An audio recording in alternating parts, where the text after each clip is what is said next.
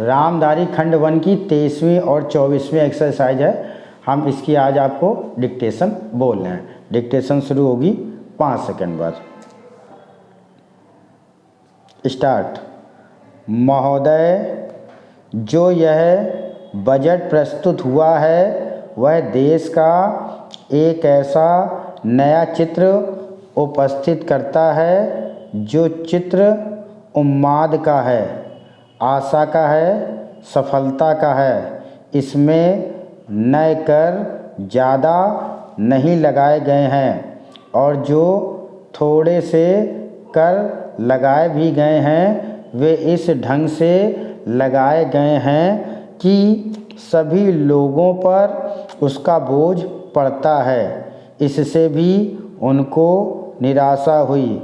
दूसरी बात जिससे उनको निराशा हुई है यह है कि 1-2 वर्ष देश को लेन देन के मामले में कठिनाई का सामना करना पड़ा था।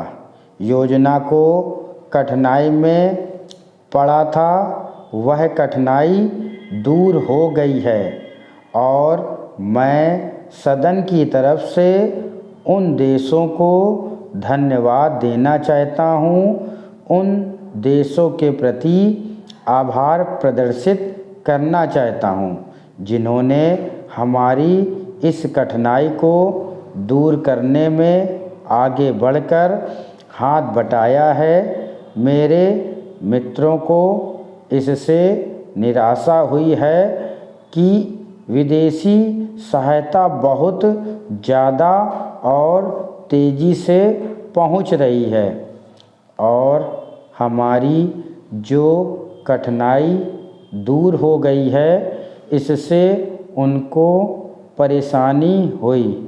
कम्युनिस्ट इसलिए भी परेशान हैं कि पिछले 1-2 वर्षों में देश की पैदावार बहुमुखी ढंग से बढ़ी है, औद्योगिक पैदावार बढ़ी है।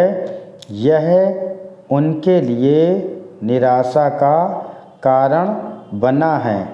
इसलिए उनकी निराशा इसलिए भी बढ़ी है कि उनका मालिक, उनका मित्र हमारे देश की सीमा पर जब फौज लेकर खड़ा है और जब देश पर खतरा है तो क्यों देश की आर्थिक हालत, क्यों देश की वित्तीय हालत तथा दूसरी हालत इतनी अच्छी हुई है और क्यों इतनी अच्छी छवि उभरी है। लेकिन उनकी निराशा हमारी सबसे बड़ी आशा है, उनकी असफलता हमारी सबसे बड़ी सफलता है। और मैं समझता हूँ कि उनके भाषण हमारे वित्त मंत्री महोदय के लिए सबसे बड़े बधाई के भाषण हैं। 2-3 और चीज़ों की ओर मैं अपना ध्यान दिलाना चाहता हूँ, उनकी ओर दूसरे माननीय सदस्यों ने भी आपका ध्यान दिलाया है।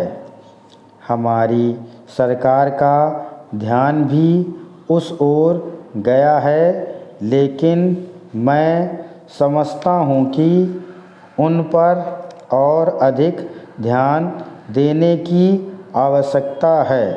पहली बात तो यह है कि जब चीज़ों की पैदावार बढ़ रही है, जब देश उन्नति की तरफ जा रहा है, तब भी देश में कीमतें बढ़ रही हैं। महोदय, यह मानना कि उनको रोका नहीं जा सकता गलत है। इस महंगाई को रोकने के लिए कुछ विशेष कदम उठाने होंगे, कुछ विशेष काम करने होंगे। एक विशेष चीज़ जो इस बजट में आई है और जो घबराहट पैदा करने वाली है, यह है कि देश की पैदावार तो बढ़ रही है, देश का विकास तो हो रहा है, लेकिन इसके साथ ही साथ देश में बेकारी बढ़ रही है और ख़ास तौर पर पढ़े लिखे लोगों की बेकारी बढ़ रही है। लोगों का बेकार होना खतरनाक चीज़ है। हमारी स्वतंत्रता के बाद शायद यह पहला अवसर है जब हमारी स्वतंत्रता के ऊपर एक आघात हुआ है और हम जिस प्रकार अपनी स्वतंत्रता की प्राप्ति के समय अपना सर्वस्व बलिदान करने के लिए तैयार थे, उसी प्रकार इस समय भी हमें तैयार करना होगा।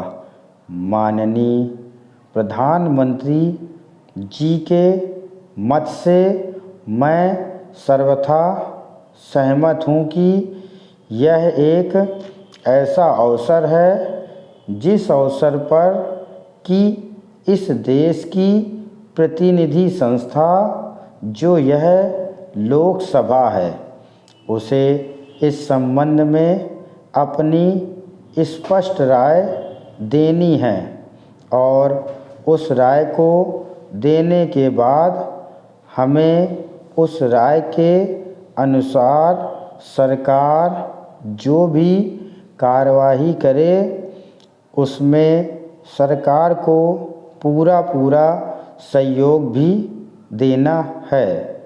प्रजातंत्र में प्रजा के पूर्ण सहयोग के बिना काम नहीं चल सकता, चाहे वह कोई काम हो, छोटा काम हो या बड़ा काम हो।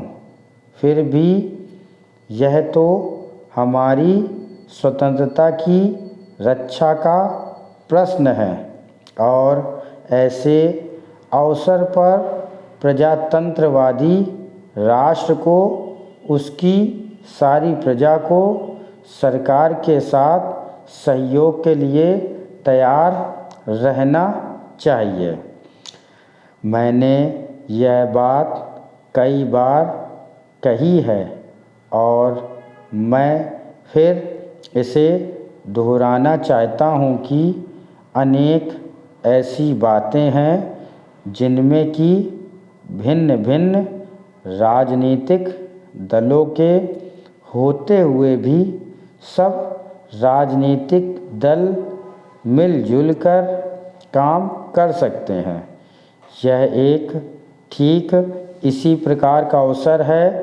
मैं अपने प्रधानमंत्री जी की वैदेशिक नीति का बड़ा भारी समर्थक रहा हूँ और कल इस सदन में इस संबंध में जो बहस हुई उससे भी यह परिणाम निकाला जा सकता है कि जहाँ तक हमारी वैदेशिक नीति के सिद्धांतों का संबंध है, वहाँ तक इस सदन का कोई दल, इस सदन का कोई भी सदस्य उन सिद्धांतों के विरुद्ध नहीं है। कल मैंने बड़े ध्यान से अपने साम्यवादी दल के नेता का भाषण सुना। उन्होंने यह कहा कि मूल प्रश्न हमारी मूल नीति के समर्थन का है। स्टॉप। 23 और 24 एक्सरसाइज के जितने भी कठिन शब्द हैं वो आप हमारे प्लेलिस्ट में जाइए, वाक्यांश रामधारी खंड में आप वहाँ पे देख सकते हैं। Thank you.